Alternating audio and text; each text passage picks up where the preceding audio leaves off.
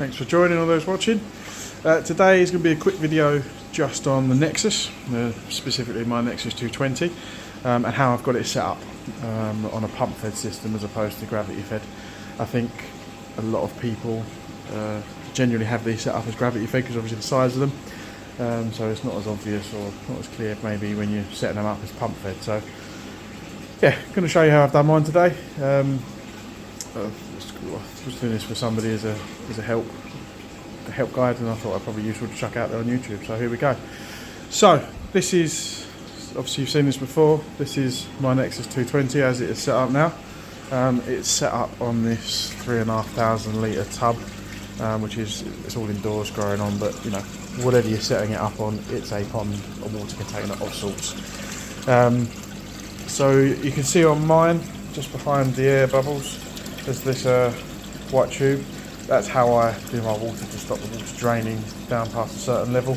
But effectively, that goes out through a hole at the bottom, which is like a bottom drain, almost, except for it's not sucking downwards, it's coming sideways. So that comes out here. This is the pipe that is wrapped in the insulation. You do this to keep the temperatures up, which I have plumbed straight into a nice ball valve so I can turn the water flow on and off. There are a few things that I'd probably suggest doing differently to what I've done here with hindsight. Obviously you learn as you do things, which I'll go through in a minute. But this essentially, water comes out here, and yes, this would gravity feed up to the height of the water level, which is, as you can see, about there. Pump picks it up, does the rest of the work, chucks it into the filter. So what you must make sure that you have when you set the Nexus up as pump fed is the second part of the chamber. When it returns, you see this second pipe here, the one that's got the water pouring down it. Ignore the front one, that's the overflow for the middle chamber. But the second one must be above the level of the pond. So that is roughly, in fact I should be able to maybe find the mark on it that I did, roughly about here on the Nexus. So that level, as you can see, is far above the level of the water in the pond. So the gravity allows it to go back down and pushes it back out. Obviously all the pipe work I've got bent up and around in the rubber ones. Again, hindsight, another thing that I'd probably do is not use the rubber ones. They tend to move very, very little over time. Being indoors, not ideal. But also obviously if that does fall off, it empties your entire filter, which not ideal. So use hard tubing and glue it on where you can. But appreciate you. So like I do, I want to keep some versatility for future uses. I might want to change it up. So yeah, that is it essentially. Water out of the pump, into the pump straight into the Nexus, and then the gravity does the rest of returning it back to the pond, which is literally, I can't lift it up at the minute, it's got the air pump on there, but you see this tube returning it back into the tub. Ignore how dirty it is, it's cleaning day tomorrow, so it's had 2 weeks without a clean. Things that I said I changed in hindsight, when it comes to pump maintenance, sometimes you want to get into the pump, something gets caught in there, obviously especially if you're outside this time of year, getting things like blanket weed and stuff, which can, if you haven't got sieves or pre-strainers, can get caught in there, you know, any debris at all. You want to make it easy for yourself. Again, not such a big deal when you're outside, you don't mind a bit of water spilling everywhere, but when I'm doing it inside, I have to make sure I drain that entire pipe, the length of it, and the bit after the ball valve, and obviously drop the water level down on the Nexus so I can get in there without flooding it.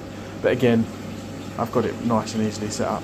What I'd say is, what I would like to have done, that ball valve, I'd have another one if I felt I needed it here, so I can literally leave the water in the Nexus and then just worry about that part. But these are all minor things that you'll find as you find you'll need as you go along, or you want in certain ways because of the way you do your maintenance.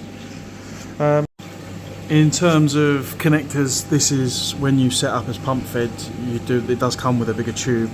I think they call it standpipe in the instructions, but I took that out. I didn't want it set up that way, so I bought another grommet which reduced me from the 4-inch to the 2-inch, the pipe that I want to use. So I use 2-inch waste pipe or 50mm waste pipe, and then the same that side again.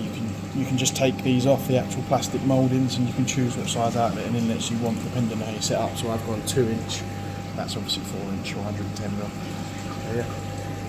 But yeah, that's obviously these two pipes. It's all to do with cleaning them out. It doesn't really matter at this point unless you're putting a drum in the middle, which is a different story. You plumb that in straight away to the drum, and the drum feeds the waste, and you have the waste running to wherever you want it to run to. But yeah, that is essentially how I've set up my Nexus 220 and how I've done it pump fed. You need, obviously, in terms of the platform, you can see I've done a really crude, doesn't look pretty at all. I don't really care what it looks like. Again, it's not a garden piece this, so I don't have to worry about sight and sore eyes. But I've just stacked it up on some concrete blocks that I've done, and then I've built a wooden platform underneath it to make sure the pressure's even. Just make sure when you're raising these, you do have that pressure evenly spread across the base of the Nexus. On its, I think it's got 3 platforms off the top of my head that actually make contact with the ground. Make sure it's level and straight, because they put things in about your warranty being void, etc, etc. But obviously the main thing you don't want to do is cause an unnecessary split or hole somewhere. So yeah, hopefully that's answers any questions on how to do pump fed. Thanks for watching.